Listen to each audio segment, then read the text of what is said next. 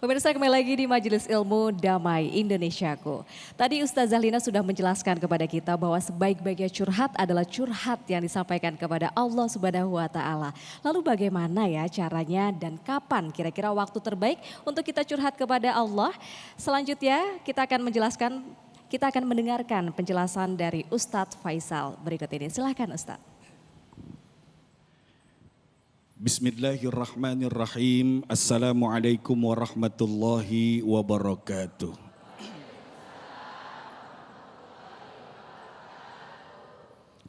Alhamdulillah wa syukrulillah. Wassalatu wassalamu ala rasulillah sayyidina Muhammad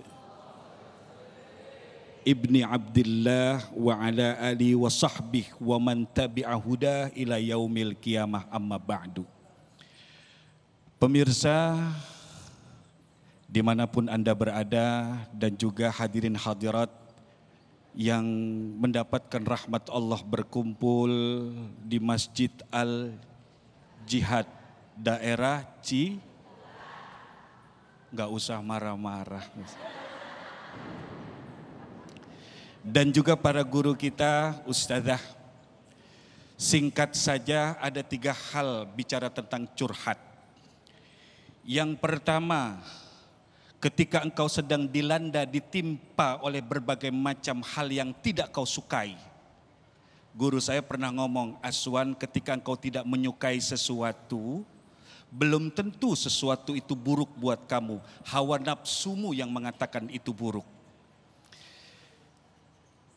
Seorang ulama pernah mengatakan begini, seseorang yang tidak mau berjumpa dengan Allah, padahal sudah banyak kelembutan dan kasih sayang Allah atas nikmat yang dianugerahkan kepadanya, tapi itu orang belum juga mau menghadap Allah. Apa kata ulama? Quyida ilaihi bisalasil imtihan. Siap-siap tuh orang suatu hari nanti akan diseret dengan rantai yang bernama rantai kesusahan dan rantai penderitaan. Hadirin dan juga pemirsa dimanapun berada, sadarkan diri kita bahwa kita ini dulu orang hina. Sebelum Allah karuniakan ilmu, kau siapa? Sebelum engkau diberikan pangkat, engkau siapa? Sebelum engkau punya jabatan, engkau siapa? Sebelum engkau punya kemuliaan, engkau siapa? Engkau bukan siapa-siapa. Allah memuliakanmu, memberikan kepadamu pangkat, jabatan, kemuliaan, harta dan kehormatan. Ingat, ulama menjelaskan kepada kita, biar bagaimanapun keadaan kita, Allah tetap sayang kepada kita. Karena itu kata ulama ada 2 hal. Ketika Allah hendak menarik kekasihnya, yang pertama Allah berikan kepadanya apa yang dia sukai, pangkat, jabatan, kesehatan, kemuliaan, kehormatan. Yang kedua Allah berikan dia kesulitan dan kesusahan. Begitu kesulitan dan kesusahan datang, baru dia meneteskan air mata. Allahu Rabbi anta ya Rabbi, sambil meneteskan air mata. Beginilah pemirsa, kalau yang suka dilanda masalah, mendengar ini langsung pada diam. Dia mengaku atas apa yang Allah berikan kepadanya. Ketika ditimpa oleh kesulitan, maka subhanallah. Tapi tolong sadarkan dirimu, 2 hal ini adalah cara Allah untuk menarik dan mengingatkan kita agar tetap menjadi kekasihnya. Yang kedua, bolehkah kita curhat? Manusiawi kita boleh curhat. Kepada siapa? Ulama, guru, kiai, orang tua, istri, suami. Tapi tolong ingat, ada panduan di dalam curhat. Apa kata Rasulullah? Barang siapa man asbaha, masuk di pagi hari, yashku doiqal ma'ash, dia ngaduin kesulitan-kesulitan kehidupannya, faka'annama yashku rabbah, itu orang sedang mengadukan Allah kepada manusia. Coba ingat bahwa para nabi dan ulama terdahulu pun mengalami kesulitan dan kesusahan yang sama, bahkan lebih berat daripada kita. Ingat seorang nabi yang masuk dalam perut ikan. Bagaimana curhatnya? La ilaha illa anta subhanaka inni kuntu minaz.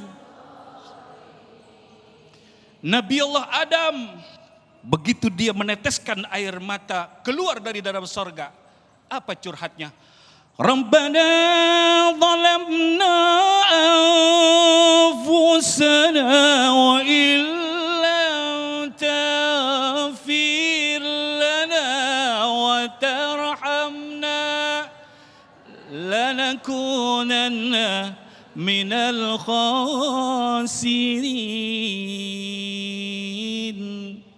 Nabi Allah Ibrahim, begitu beliau meletakkan keluarganya, Ibunda Siti Hajar beserta Nabi Allah Ismail, beliau naik ke atas sebuah gunung yang tinggi. Menurut riwayat Jabal Abu Qubais, apa curhatan beliau sambil meneteskan air mata?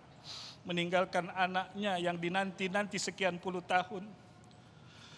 Rabbana inni askantu min dhurriyyati biwadin ghairi zar'in inda baitikal muharram. Rabbana liyuqimus shalah.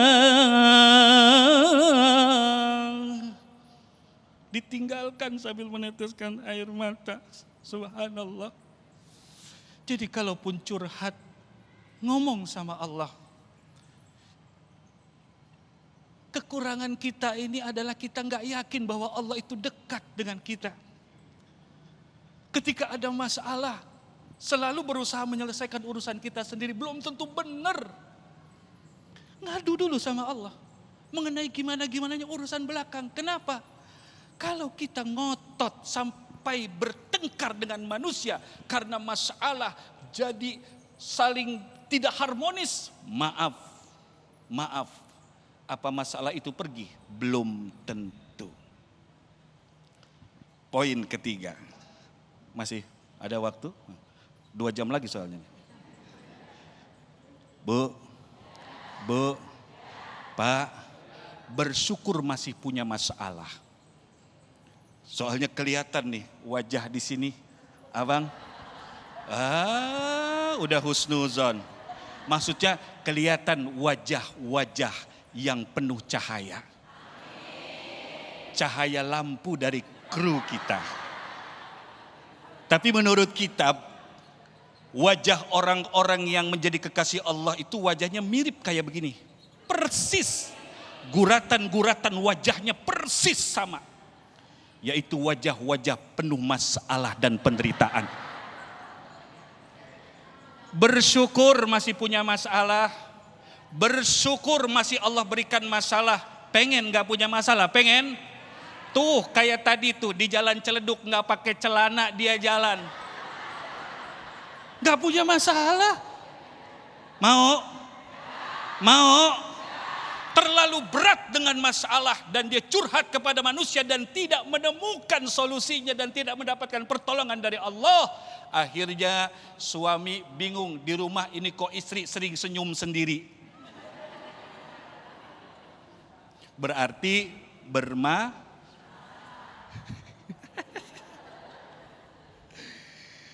Baik, poin ketiga. Setelah kita melihat para nabi dan rasul orang terdahulu bagaimana dia curhat kepada Allah. Bu, Pak, pemirsa, ente curhat dengan ente enggak curhat kepada Allah, mohon maaf. Kalaupun ente anggap masalahnya belum selesai, tapi ente telah mendapatkan rahmat dari Allah Subhanahu wa taala. Ente dianggap kekasih Allah Subhanahu wa taala. Yang ketiga, perbanyak bangun di tengah malam. Doa sambil meneteskan air mata. Jangan lupa untuk menyelesaikan masalah, rajin sedekah, berbagi kepada manusia, dan sayangi keluarga. Baik, Masya Allah. Terima kasih Guru Ustadz Aswan Faisal yang telah menyampaikan tausiah yang sangat luar biasa sekali. Satu pesan yang kita harus ingat bahwa bersyukurlah ketika kita mendapatkan suatu masalah. Karena dengan begitu ketika kita mendapatkan masalah, kita akan dekat kepada Allah Subhanahu wa taala. Nanti kita akan perluas lagi di segmen tanya jawab di segmen 6 dan 7. Namun sesaat lagi di segmen 4 dan 5 kita akan jumpa di segmen Dai Muda Pilihanku. Tetaplah bersama kami di Damai Indonesiaku yang dipersembahkan oleh Sarung Wadimor, tentu sarung kita.